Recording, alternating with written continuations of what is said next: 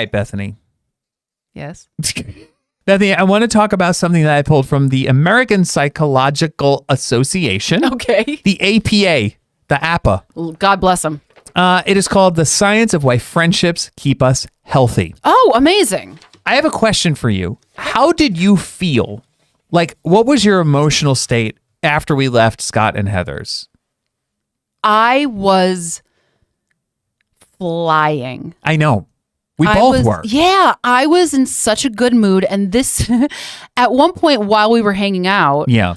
I turned to Heather and I said, I'm having fun. And she had your reaction. And I told her, like, I tend to have a very just sort of like, meh. I'm a very Eeyore kind of person. Yes. And so I tend to not have a lot of fun.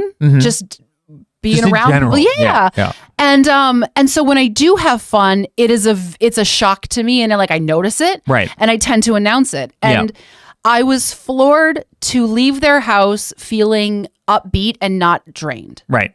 And normally I leave events drained. Yes.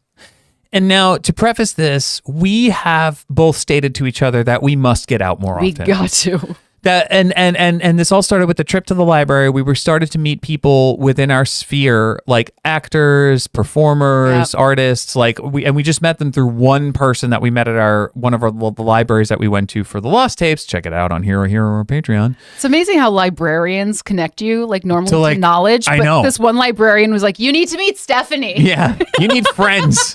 You two look like you need friends. We met Stephanie and a world opened up. So I think that when we moved up here, we were sort of still figuring life out in a way. We were like, all right, we moved up here to save money. We moved up here for a lot of different reasons. Yeah, get out of the city. But what we didn't realize is that post-pandemic, and I think this I'm going to talk about this because it's written in the article that I downloaded, is that we isolated a bit. Totally. So we're in a more rural area. It's like the country. It's more isolated. Mm-hmm. So we sort of went inward. Yeah. And we haven't really seen our friends. I've seen my best friend James a couple of times, but I haven't reached out to other friends. It turns out that Scott and Heather live only 30 minutes, maybe less from us. And I was like, why haven't we gone and seen them? I know, it's crazy. But it was interesting that you said you were flying because I was too. Yeah. And I was I remember on the car ride home, I was like, I feel like a new person. You were a new person. Yeah. You were it was like somebody had hit a release valve. Yes. It was amazing. It's because I think that I will admit, I am online a lot, but I'm not perpetually online like most people are. I'm not in, the threads. I'm not in I'll post on Instagram and then I leave and then I answer a lot of check-in emails and stuff like that, or check-in messages on the check-in, but I'm not perpetually online. So there is definitely a feeling of isolation and loneliness because we haven't really seen many people. Yeah. But after that, I was like, I wonder what happens to our brains after we see friends. Oh. And so that's why I was curious how you felt. Because we both, I think, felt the same way. Yeah. So here's something interesting. How friendship changes the body and the brain. Psychological research from around the world shows that having social connections is one of the most reliable predictors of a long, healthy, and satisfying life. A review of 38 studies found that adult friendships, especially high-quality ones that provide social support and companionship, significantly predict well-being and can protect against mental health issues such as depression and anxiety, and those benefits persist across the lifespan. Pretty amazing. Yeah. So I wanted to ask you this, because you have social anxiety. Yeah. What happened during our visit where was it ever triggered? What happened? How did you deal with it? When we first showed up, there was a little bit because I hadn't seen them it had been over since 2019. Yes. We went to an escape room and then COVID happened. Mm-hmm. I mean, I had seen Scott on Zoom because we do also do business together. But we hadn't seen him in many, many years. And so when we first got to their house and they were sort of showing us the new house and walking us around, I had a little bit of social anxiety because there were some lulls in the conversation. I didn't quite know. I was like, should I jump in? Should I keep it going? But then they mentioned that they had a cat. Uh-huh. And I said, let's see the cat. Yeah, two. And so Heather introduced us to one of the cats, and then we all just kind of sat on the floor and talked about the cat. Right. And that was when the thing started getting a little bit chiller for me because I was also testing the water with like how dark of a sense of humor I could get away with. I knew Scott had a dark sense of humor, but I wasn't sure if Heather did. Turns out she super does. Yeah, she's worse than him. So like the more that I kind of dipped my toe in the waters, the more comfortable I got. And it really was when an animal was introduced into the dynamic. Interesting. Because it's something external that everyone can focus on. And it takes the pressure off of having a volley conversation. Right. Because you're both focusing on something else. Does that make sense? Absolutely. And then after that, I was fine. Absolutely. It got the ball rolling. Absolutely. Did you have any going in? No, none. Because I love Scott and I couldn't wait to see him. But I'm less of an introvert when it's smaller crowds. When it's two people, I love it. Yeah. I love it. I could be around them all day. Yeah, totally. You know what I mean? I never wanted to leave. Like I was like, this is great. Plus their house is amazing. Their house is great. All right, so I just want to go through a few more facts and then we'll keep talking. Okay. Friendships protect us in part by changing the way we respond to stress. How? Blood pressure reactivity is lower when people talk to a supportive friend rather than a friend whom they feel ambivalent about. So Bethany. Oh, that's validating. I know. Right. So I wanted to talk, I outlined that specifically for you because I think that you have stated to me before, not talking about anyone recent or anyone that's in your life now, that you in the past have had relationships where you're like, I just was never connected with that person and I felt so unsatisfied. Yes. So that clarifies so much. So I've never heard that said before, that there are people who have friendships that they're ambivalent about. I just assumed that I was the only one dumb enough to just be sort of cowed into being in a friendship because that's what tends to happen to me. Gentle listener, if you are the same, please let me know. Where someone decides that you guys are friends. Right. And you just feel bad not going along with it, or they keep reaching out to you and like you feel bad. I think I'm at the point in my life now where I just don't have it in me anymore. Yeah.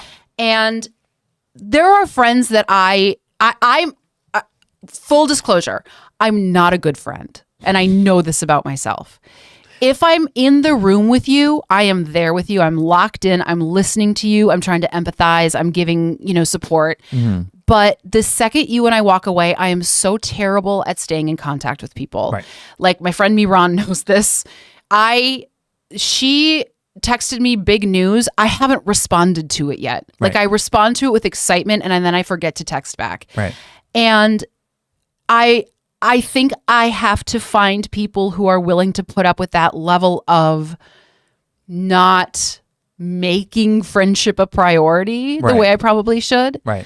And I think that's probably, I'm just realizing this as I say it out loud, why I have friendships I'm ambivalent about, because they're the only ones who are willing to have me not be Gotcha. a good friend. Gotcha. Okay. Or they're the ones who are active enough to like initiate a hangout. So I just hang out with them. That makes sense. Because, I think that also has to do with your introversion. Totally. Yeah. But there's really good news in this article for introverts. I promise. Okay, great. So if you're introverted, hang in there. Okay. Yeah. I know that friendships are stressful. Super stressful. But hang in there. There's more good news. But for now, so validating. I know it's really validating, right?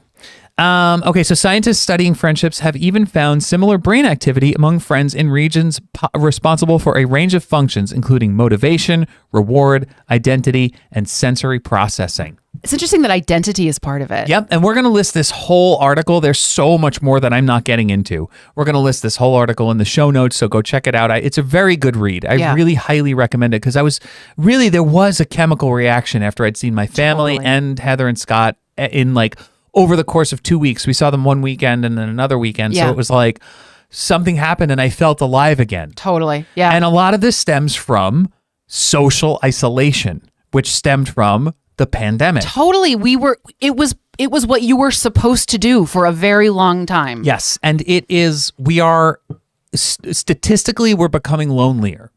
People are becoming lonelier, and I'm going to go into why that is. Now, this isn't sad. This is just so people can maybe recognize it and like be like, oh shit, I do that. But again, you don't have to go out and make a million friends. Hang on. Okay. There's some really cool stuff at the end of this article that I was like, for my introverts. Amazing. There you are. Amazing. Okay.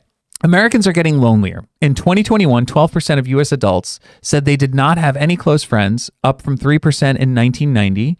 That decline began well before the COVID-19 pandemic, with companionship and social engagement among friends, family, and others decreasing steadily over the past 2 decades. Oh, wow. So it's been going on for a while, but it's sort of exacerbated during the pandemic. Social disconnection, which is rising across age groups, appears to have worsened after 2012, when smartphones and social media became virtually ubiquitous. An international study of high school students found that between 2012 and 2018, school loneliness increased in 36 of 37 countries. Did they say what country didn't rise in? No, but there's a link to the article where that came from.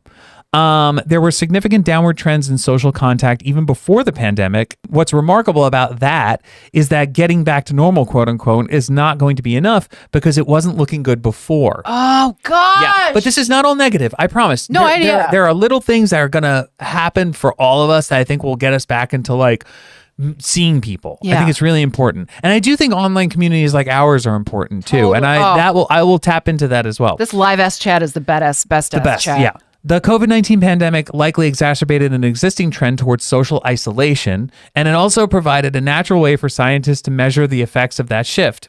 Bagwell and psychologist Karen Kochel, PhD, Bagwell was mentioned previously in this article, so when you read the whole thing, you'll understand, of the University of Richmond, found that college students with less social support from their friends during the first year of the pandemic also had more problems with anxiety, depression, and academic adjustment. Ooh. Can you relate to that? Yeah.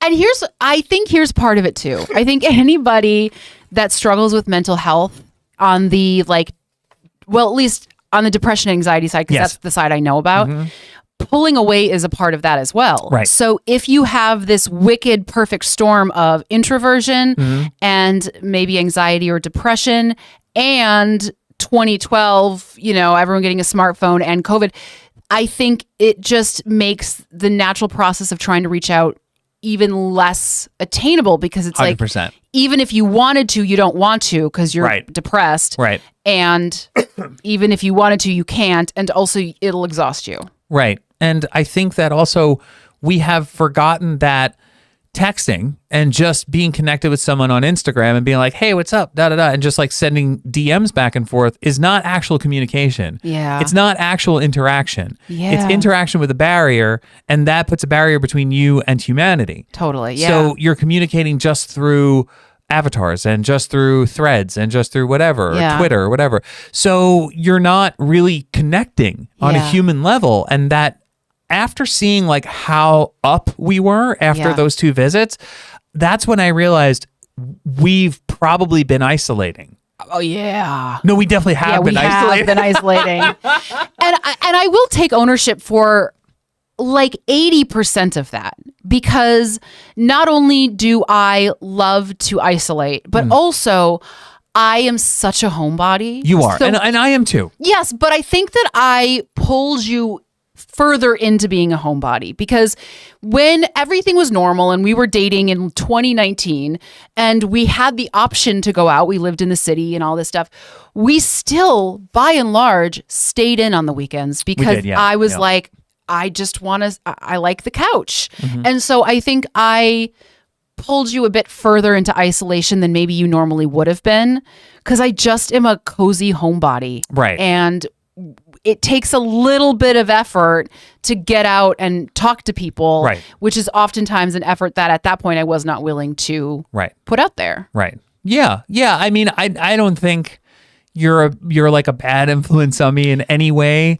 No, but I think that I definitely made you like lay on the couch more than you would have maybe. I think it brought out a side of me that I did like. So I am a homebody too, though. Like I love being home. Yeah. And I think that it sort of exacerbated that side. Definitely. It fed it a bit of vitamins. Like how we both really love sugar. Yes. So we'll kind of egg each other on to get sugar. Exactly. It's like that with being a homebody. It's totally like that. Yeah. So I want to talk to my introverts. Now, if you're saying, well, fuck you, I don't want to get friends. I like talking to people over DM. I don't want to fucking meet people. Well, I have good news for you. There is a strength to quote unquote weak ties. Oh.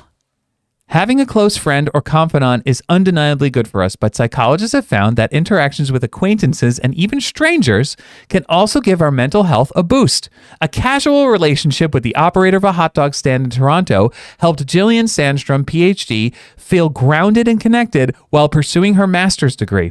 The relationship also inspired Sandstrom, now a senior lecturer in psychology at the University of Sussex, to start studying quote-unquote weak social ties. These connections with acquaintances, a work friend you bump into once a week, the pet store employee who remembers your cat, can be surprisingly sustaining. Sandstrom's research has found that people who have more weak tie interactions are happier than those who have fewer, and that people tend to be happier on days when they have more than their average number of weak tie interactions. These minimal social interactions gives us something important that we missed during the pandemic: novelty, Sandstrom said. We learn surprising things when we have unplanned encounters and conversations with people, a benefit that people tend to underestimate.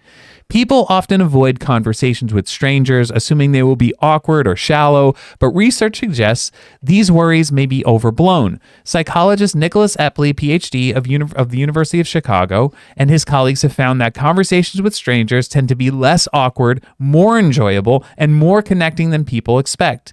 To their own surprise, people also tend to prefer having deep conversations with strangers over shallow ones. Totally. Sandstrom has some advice for connecting with strangers. This is where I thought of you. Tap into your curiosity. Ask someone what they're reading, for example, or why they're wearing airplane earrings. Another tip. Comment on the shared situation. While standing in the checkout line at a mini mart, Sandstrom once connected with a fellow customer over the store's unusual mishmash of Halloween and Christmas decorations. Quote, you're in the same place at the same time as the other person, so there's always something in common, she said. I love this. So I have such an affection. Yeah. You know this about me. Talking to strangers. Yes. Because there's no ties there. Mm-hmm. You don't have to check back in with them. Yeah. You don't have to finish the text thread. Mm-hmm. It's in and out and you're done. Yep. And I love talking to like whoever's ringing me up. Yes. And like or making my coffee or, whatever. I always like asking them how they're doing today. And they always tell me like why they're having an awful day. And then my goal is to like make them smile. Yeah. But I love hearing, there's this one woman who works the Shell gas station down the street. Mm-hmm. She works 24 hours on Sundays. Wow. Because I see her going into Ariel and I see her coming home and she's back there the next morning because she doesn't leave. And I love every time I just kind of ask her a little bit more about what's going on in her life. And it's also so fun when you interact with a stranger who has your exact same sense of humor. Yeah. So I had to go to the pharmacy the other day and pick up some more spironolactone for my face. And I used to be on 50 milligrams and I'm now on 100. And so the pharmacist had to come over and sign off. And she's like, do you know that you've gone up to 100 milligrams? And I said, yes, I'm really going for it. And she started laughing and no one else laughed. And I was like, that was a fun interaction because we had the same sense of humor. And I also want to point out, Bethany, that you have your interaction with your lawyer and post office person, Anthony. Anthony, my law clerk. Your law clerk. He loves you. We had to drop something off today and he ran out because he was like, I'm not going to let her get away with this, and ran out to come see you. And I bet that gave you a little boost. It totally did. I didn't want to go in because I didn't have any makeup on. And all of a sudden I see Anthony come out. He's like, I just wanted to see your hair. He was pissed that you didn't come in. He said, you can pull it off. Yeah. He looked alarmed. I know. And then you also have these short interactions with our neighbors who have the dogs. Yes. So you have an abundance of those relationships, which is, I think, great for introverts. Yes, that I've never heard that before. I know. That's why I was like, hang on, introverts. You're not alone. You can do this too. Yeah. And I also find myself, I love talking to people. Yeah. I love interacting with people. What I need to do is recharge. I can't talk to people every day of my life. Yes. I have to have recharge days, but I'm definitely more extroverted than you. Yes. Like I can be more extroverted when I need to be. Absolutely. And it fills my soul. Yeah. But so I'm definitely more extroverted than you. But so I will talk to people online. I notice that you do the same thing inline or online. What do you? Inline. Inline. What am I skating with all my wheels in one direction? What is this? The 90s? All right. So I love that though. I love that you do those things. So that is definitely feeding a part of you that I think, so don't be too hard on yourself is what I'm saying. If you're an introvert and you're listening to this, don't be too hard on yourself. If you have those relationships, that's great. That also goes for the chat. Remember, every time we come off of a live show, we are so ecstatic. We're flying. We're flying because even though we're talking to a screen, we feel connected to a community. Definitely. And we feel connected to an audience that we're talking to. And we love you guys if you're in the chat right now. We love you guys and we feel connected. And I'm not saying that this is a replacement for those kinds of interactions, but I feel like it is. I feel like it is like one of those reactions that we have twice a week or twice a month rather, where we get to connect with people. And we see the same names. The same names. And like we get some new names and we get really excited because we're meeting new people. We're always, afterwards, we're always flying. Totally. Always. Yeah, it's the best. And I think that it's good to know how you work. And it's good to know that these lighter interactions can carry the weight that maybe can get you through feeling some loneliness. Yeah. And like sometimes you just want to reach out to people that you don't know very well. Yeah. I was thrilled to read that. And I just pictured you being like having a bad day and being like going and buying Anthony a coffee and just hanging out there for 10 minutes. Totally. Being like, can I hang out with you for 10 minutes? Can I just sit in here? And he would totally do that. Absolutely. He would look so angry. But you have a lot of those, honey. No, you're right. I totally do. And you also have your aerial group. I love them. They also keep me sane. Yeah, and that's quote unquote a weak tie. That's like a strong weak tie. Yeah. It's once a week or every other week, and like you're able to like have those relationships. Totally. And have that community. Yeah. There's one last thing I want to read. Okay. Because this reminded me of us a lot. Okay. And if you can relate to any of this, the check-in mailbox at gmail.com. Let us know if you found this helpful. Yeah. If you can relate to it. If how do you do your friendships? Totally. But there's this whole part called lovers and friends. Okay. But this one quote stood out. Romantic relationships may be more fulfilling if they look more like friendships. An analysis of nearly 8,000 respondents to the British Household Panel survey showed that life satisfaction was about twice as high among people who said their spouse was also their best friend. And Bethany, I will say this from every rooftop. You are the best friend I've ever had in my life. Yeah, me too. And this relationship feels so much like a best friendship, a romantic relationship, and something that's so fulfilling. Yeah. And so we were talking about the other day, it's the least stressful thing in my life. Totally. This relationship is the thing I don't have to worry about. Yeah. It's like the mosquito you don't hear is the one that's going to bite you. Yep. Like everything else is the stuff I'm worried about. Mm-hmm. You're the one that's like, buzzing around. Solid. And like I don't have to worry about Yeah. you. You're like my consistent, solid best friend. Yeah. I go with you to everything. Every part of me. The good, the bad. Yep. Every part of me. Same. And I'm so thrilled that I landed on that last part because I was like, yeah, that's us. Totally. Yeah. We got the biggest compliment from our friends, Michelle and Liz, who do this amazing podcast called Between Two Worlds. It's Please Twin go Peaks, listen to it. Yeah. Yeah. Twin Peaks podcast. Whether you watch Twin Peaks or not, they're like your two Southern aunts just talking shit. Yeah. They're wonderful. Yeah. But they were talking about how you remind them of one of the characters and I remind them of one of the characters. That's right. Yeah. And Michelle said that she loves that we seem like we're best friends. And she's like, that's the goal. And it made me so happy because I don't know how else it should be done. I know. And I remember the first time that I ever saw that exemplified for me. I was in college and I had this girlfriend, Mm-hmm. And I met her husband and they were on each other's team. Like they were having fun with each other. They were teasing each other. They were high-fiving. They just seemed like they were having so much fun together. Mm-hmm. And I realized that I hadn't really seen that before. Yeah. Not because my parents weren't really good friends, but because I think I was a kid, so I wasn't paying attention. Right. But once I became an adult, they were the first couple I realized, they're friends. And that moving forward was so important. Because also, if you look at the TV shows that we were raised on, the couples were always fighting. Yes. And so that just seemed like that was the normal kind of relationship. I know. And then you realize that, oh no, they can have fun together. And I always wanted that relationship. I wanted a David, Rose, and Patrick relationship. Yeah. And then I found you. And I was like, oh, there you are, Peter. Yeah, You know? we have a lot of fun together. we really have good so time. much. I was saying to myself the other day, like, what an adventure we've been on Oh my so God, far. yeah. And I can't wait. I can't wait for the future. Oh, I know. It's going to be fun. Share our highs and lows together, wear the same times close together. When you do this, what you know.